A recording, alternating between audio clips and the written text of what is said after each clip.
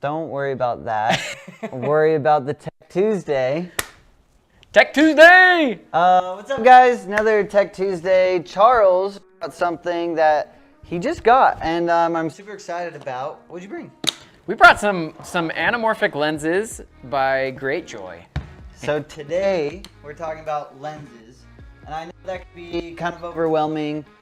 There's so much that goes into lenses, a lot of technical stuff. I don't really care about a lot of that. I care about what do they look like, and a few things I'm going to pick Charles's brain about. But Charles has a scene today that we're going to do. Yeah, so we're gonna. So something that I want to do is that there's a lot of like lens reviews. I shouldn't say lens reviews, but lens reviews. Those are the bunny ears. Happy rabbit. Happy rabbit bunny ears. There you go. There's a lot of lens reviews out there that they go into depth of the lens. They break down like pin cushioning and focus and aberration and all that stuff. And those are great. If you want to check that stuff out, go to like CVP and read their reviews. They do like extensive reviews on lenses. Check those out. What we want to do is show you whether or not this set of lens or any set of lens that we go through in the future is going to work in a cinematic scenario. You know, how do they like hand off to ACs? Are they easy to handle in your hands? Can you pull focus on them remotely with a follow focus? And Charles may use some like technical terms in this, and a lot of things you may be like, what is that? Definitely Google it, do some research. We're not going to explain everything, but we're just going to mainly like touch on the basics overall on these lenses. Or ask us in the comments, and maybe we'll do a video of it in the future.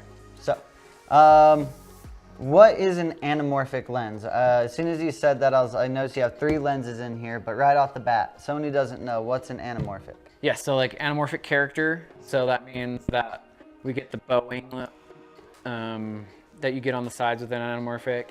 The bokeh is consistent, and oftentimes with the anamorphic, which is what I like about anamorphics, is you get like out of focus on the top and bottom of the frame as well, and consistent lens flares as well. Now we have companies like GreatJoy, we have Vazine, and there's a couple others out there. DZO. You know, people are starting to make affordable lenses, and this is the first actually affordable lens set that we have access to that doesn't cost an arm and a leg. And when I say arm and a leg, I'm talking each lens is under $2,000, and that is freaking amazing for an anamorphic lens. Especially cinema lens. For somebody who's coming from like a Canon background, who shoots mainly on like L-series lenses, what's the biggest jump from going from like that type of lens over to a cinematic lens? And there's a huge price jump with that.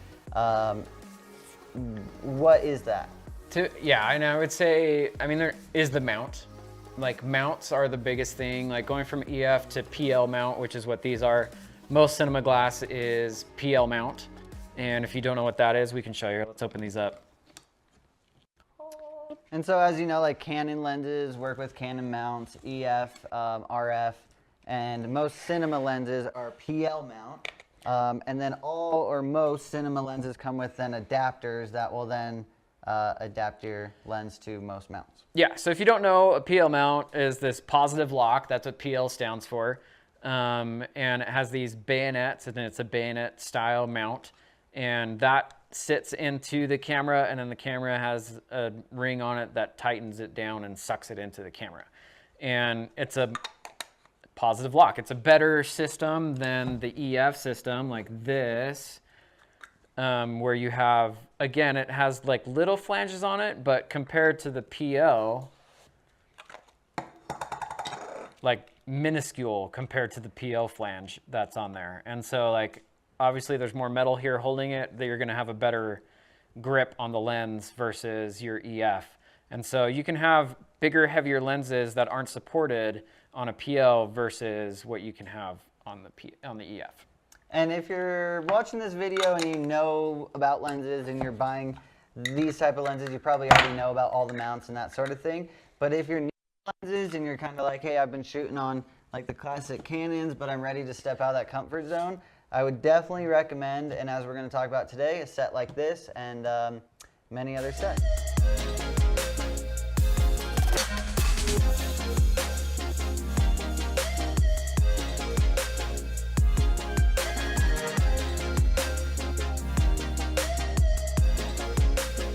Pull these out, dude. So we have all three. We have the 85, The 50, and the 35. And I was able to hop on the Kickstarter and order all three of these when they came out, not individually. I didn't buy them together. I got them as they individually came out. That's why we have them fairly this is early. not a sponsored video. We are actually talking about these lenses because we genuinely like them. We're genuinely interested in them. Yeah. And we genuinely think if you guys are interested in an anamorphic lens to get started with, this is a great set to get going. When you're looking at an anamorphic lens versus, call it a normal lens, what's the biggest Spherical. thing that you're going to get out of a anamorphic lens? What does it do? So you're getting characteristic. And this is what a cinematographer does when you hear a cinematographer going into the rental house and they prep and they're doing lens tests. What they're doing is they're looking at individual lenses to see what character they have. For example, an anamorphic lens has the oval bokeh, as I'm sure you all know.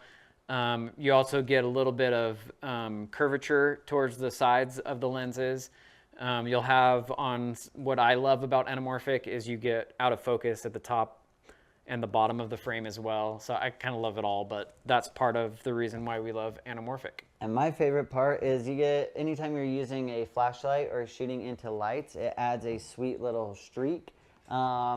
A workaround that definitely does not look as cinematic is just doing like a blue streak filter in your matte box. But to really like get that look and to really make your stuff stand out using an anamorphic lens, definitely do that for your cinematography. Yeah.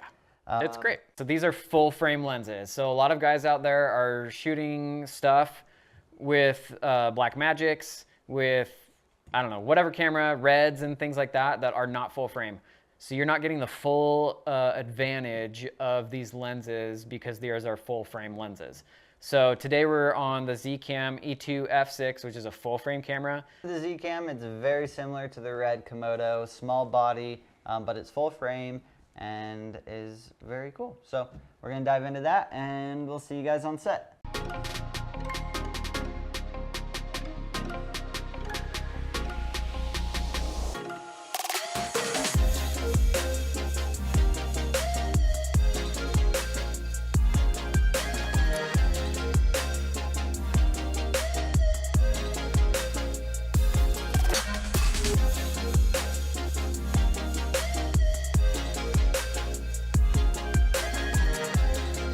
All right, we just got done on set. Tyson's gonna throw a little edit together. What should we title this one, Charles? I think it's Tyson and Alex go on a date.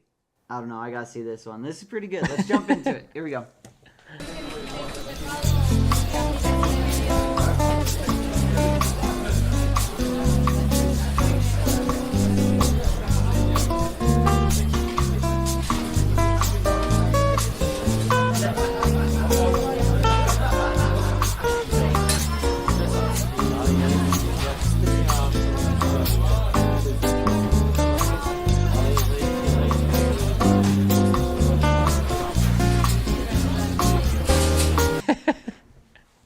All right, that was pretty good. I loved it. It seemed like the boys were having a good time. I didn't know if they're actually at dinner, if they're on set faking it. That was good. I think it's a real date. I think it was a real date. I think they enjoyed themselves. I think there might be a thing. Yeah. Tyson did a great job throwing that together. But let's talk about these lenses. Charles, first opinion. What were your thoughts? Honestly, the 85 is the best lens, and I think we all know that. Everybody that knows GreatJoy knows that the 85mm is the best. And it's one of my favorite lenses. I mean, an 85 just looks...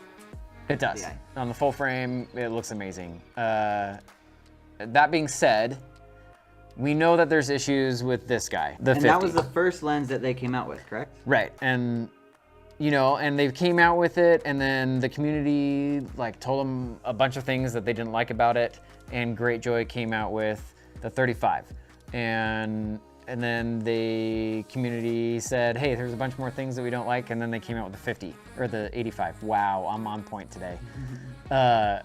And so the 85 is definitely the best one because they've had this behind it to make it perfect. So they started with the 50, made the 35, then came out the 85. Do Yeah. they sell them as a set, or do you have to buy them individually? You can buy them as a set, you can buy them individually, and you can also buy it with the case. And so there are some different things, though, from the 50 to the 235s. One that stood out to me is here on the caps, I was noticing that they're completely different. Yeah. So what happened is, can you take those caps off? What GreatJoy did is the squeeze factor on the 50 isn't consistent as you focus. So as you get closer on the focus, the squeeze factor changes at its closest. I think it's a 1.65, where it should be a 1.8. And don't quote me on those numbers. It's in that range. And so everybody complained about that. And so what they did is they changed they did this on the 35 as well, but this is open, so I'll show you here. They changed the anamorphic element from the front like it was on the 50, and they moved the anamorphic element to the back. And I don't know how that works because I don't do That's like science physics. Stuff that we don't know. But if you get the set, I think my biggest thing was that is if they look different, that's on purpose. Yeah, and that's the reason why, is because they moved the element here so that way the squeeze factor is consistent. So on these two lenses, the 35 and the 85, the squeeze factor is consistent throughout your focus range. It's not so here. So people are using diopters to fix it for the close focus stuff, or you just don't get as close with the 50. Copy that. Yeah. I think my favorite thing that I was noticing was the bokeh on these lenses. It seemed like it was just a nice, clean. It didn't have any harsh edges. It seemed like a nice little oval. Did you like the bokeh? I did, actually. All the lenses, I feel like they all do play well nicely together. I was actually nervous about that because Yeah. they made them at different time frames and they're adding different features. They still complement each other really nicely. And as Tyson was throwing this together, we were noticing, like, I couldn't tell, like, I wasn't like, oh, that looks extremely different. There wasn't anything that was, like, taking me away from what we were shooting. Right. And that's kind of what my point behind these was, is even though you have issues with this and they don't match necessarily like the elements inside, when you put it on the camera and you actually film a scene that, you know, is lit consistently, they work. Yeah, no, I'm very impressed for an anamorphic lens, not having to spend tens of thousands or even hundreds of thousands of dollars to be able to own your own set at an affordable price. These are them. These are them. I would definitely say, I'd say they get my stamp of approval. Me too. Yeah, I like them. And I think we're going to keep them and shoot some fun stuff with them. I definitely could see us using these on like a commercial or music video. Yeah. Yeah. Well, hope you guys enjoyed this review, and another Tech Tuesdays. We'll see you next Tuesday. See ya.